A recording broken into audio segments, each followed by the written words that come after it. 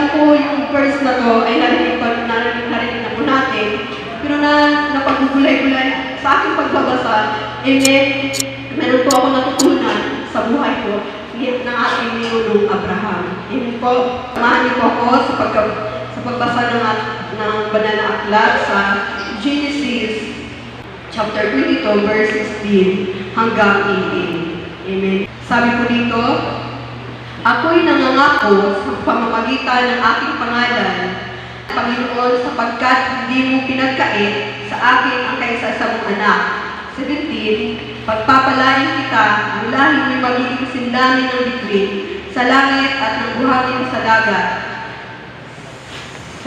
Sa kalupaan, sakupin nila ang mga lungsod ng kanilang mga kaaway sa pamamagitan ng iyong lahi. Pagpapalain ang lahat ng bansa sa daigdig sapagkat sinunod mo ang aking utos. Amen po.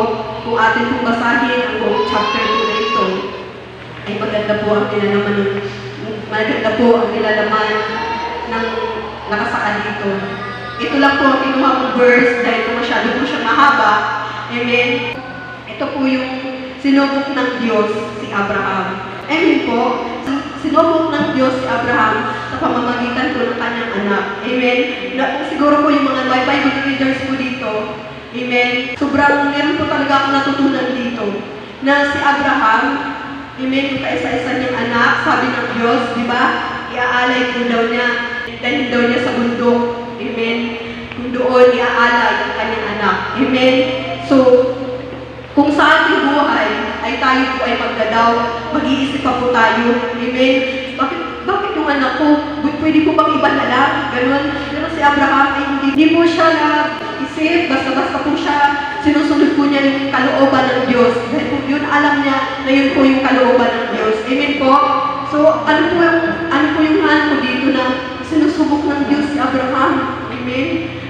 Dahil po sa pagsubok na yun na napagtagumpayan ni Abraham, doon po siya na kinalugdan. Amen? At doon po siya pinagpapala ng Diyos. Amen po? Amen. Ito po yung inalay niya po yung anak niya, pero hindi po kasi pinahintulutan kasi pag sinubok nga lang po si Abraham. So tayo rin po pala sa ating buhay ngayon, sabi po diba dito na pagpapalain ko, amen,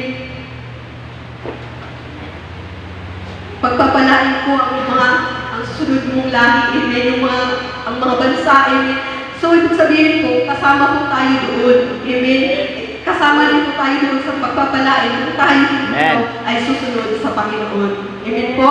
Purihin ng Diyos dahil po, yun po sa pagsubok na yun kay Abraham, siya po ay napagtagumpayan po niya, kaya po siya pinagpapala ng Diyos. Kaya ganun din po tayo sa buhay natin ito. Meron din po tayo mga pagsubok, testing, iba-iba nga lang po talagang shape.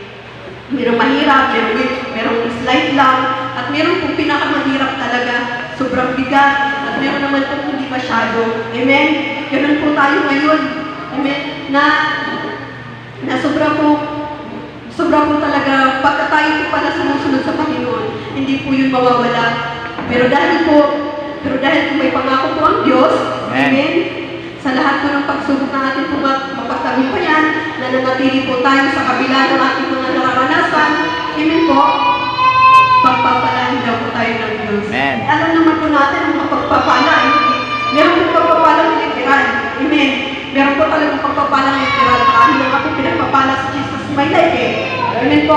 Amen. Pinagpapala, amen, sa buhay, pinagpapala sa kalusugan, lahat po ng pagpapala ay naroon po sa atin.